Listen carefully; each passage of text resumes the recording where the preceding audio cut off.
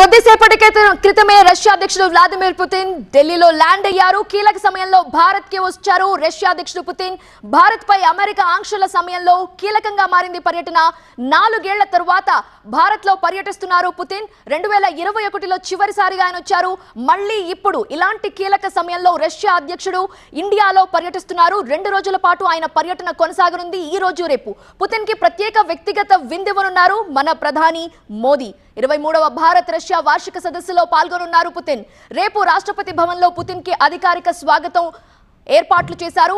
Modi Putin సమావేశం అవటం ఈ ఏడాదిలో ఇది రెండోసారి. మరిన్ని వివరాలు అందించడానికి మా ప్రతినిధి మహాత్మా జాయిన్ అవుతున్నారు. మహాత్మా, కొద్దిసేపటి క్రితమే రష్యా అధ్యక్షుడు రీచ్ అయినట్టుగా తెలుస్తోంది. సో ఈ భేటీ చాలా కీలకం, ఈ పర్యటన చాలా కీలకం. సో మన ఇండియాకి బెనిఫిషియల్ గా ఉండే ఎలాంటి ఒప్పందాలు జరగబోతున్నాయి?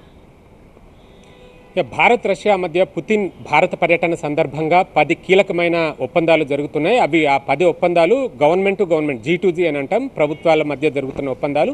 ఇవి కాకుండా మరొక 15 వాణిజ్యపరమైన సంస్థల మధ్య కూడా, అక్కడ వాణిజ్య సంస్థలు భారత్లోని కంపెనీల మధ్య కూడా కొన్ని ఒప్పందాలు జరగబోతున్నాయి. ఇందులో డిఫెన్స్ డీల్స్ ఉంటాయి. డిఫెన్స్తో పాటుగా ఇతర రంగాలకు సంబంధించిన డీల్స్ కూడా ఉన్నాయని, వాటి మీద ఒప్పందాలు చేసుకోబోతున్నారన్నది కేంద్ర విదేశీ వ్యవహారాల శాఖ ద్వారా అందుతున్న సమాచారం. ముఖ్యంగా భారతదేశానికి డిఫెన్స్ పరంగా రష్యా నుంచి ఎంతో సహాయం అందుతోంది. చిరకాల మిత్రదేశంగా ఉంది. భారత్ స్వతంత్ర రాజ్యంగా ఏర్పడ్డప్పటి నుంచి కూడా అప్పుడు యుఎస్ఎస్ఆర్ రూపంలో, సోవియట్ యూనియన్ రూపంలో రష్యా ఉండేది. 91లో సోవియట్ యూనియన్ కుప్పకూలిన తర్వాత సైతం రష్యా ఏర్పడ్డ తర్వాత కూడా ఈ రక్షణ సహకారం అన్నది కొనసాగుతూ వస్తుంది. కేవలం ఒక రక్షణ రంగంలోనే కాదు, అనేక రంగాల్లో, అది స్పేస్ సైన్సెస్లో కావచ్చు, మెడిసిన్ రంగంలో కావచ్చు, టూరిజం, ఇలా ఒకటని కాదు, అనేక రంగాల్లో రష్యా భారత్కి సహకారాన్ని అందజేస్తూ వస్తుంది. అయితే డిఫెన్స్ అన్నది అత్యంత కీలకమైనది. ఎందుకనంటే మొదటి నుంచి కూడా భారత్ ఇంపోర్ట్స్ మీద ఆధారపడ్డప్పుడు భారతదేశం దిగుమతి చేసుకుంటున్న వాటిలో 60% ఆ పైన రష్యా నుంచే మనం దిగుమతి చేసుకుంటున్నాం.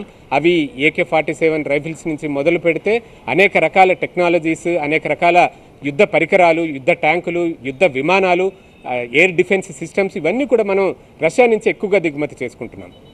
సో ఈ సందర్భంగా ఇప్పుడు పుతిన్ భారత్ వస్తున్నారు కాబట్టి ఆయనతో రేపు జరగబోయే అధికారిక చర్చలు, ద్వైపాక్షిక చర్చల్లో కొన్ని కీలకమైన ఒప్పందాలు ఉండే అవకాశం కనిపిస్తుంది. అందులో భారతదేశాన్ని వేధిస్తున్న సమస్య stealth fighter jets, 5th generation stealth fighter jets. ఇప్పటిదాకా మన దగ్గర ఉన్న ఆధునిక ఫైటర్ జెట్ అనేది రాఫేల్, అది 4.5 జనరేషన్ మాత్రమే. మనకి 5th జనరేషన్ ఫైటర్ జెట్స్ లేవు. పక్కనే ఉన్న పాకిస్తాన్కి ఉన్నాయి, ఇటు చైనా దగ్గర కూడా 5th జనరేషన్ ఫైటర్ జెట్స్ ఉన్నాయి.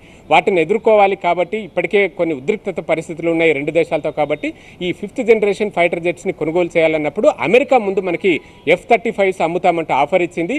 అవి కాదు అంటూ రష్యా నుంచి చౌకగా మరింత ఆధునికమైన Su-57 స్టెల్త్ ఫైటర్ జెట్స్ని, అలాగే S-400కి ఆధునికమైన S-500 ఎయిర్ డిఫెన్స్ సిస్టమ్ని కొనుగోలు చేయాలని చెప్పి భారత్ భావిస్తుంది. కాబట్టి ఇటువంటి డిఫెన్స్ డీల్స్ అన్నవే అత్యంత కీలకంగా మారనున్నాయి. భారత రక్షణ వ్యవస్థను మరింత బలోపేతం చేసే దిశగానే రేపటి చర్చలు ఉండబోతున్నాయని మనం చెప్పవచ్చు.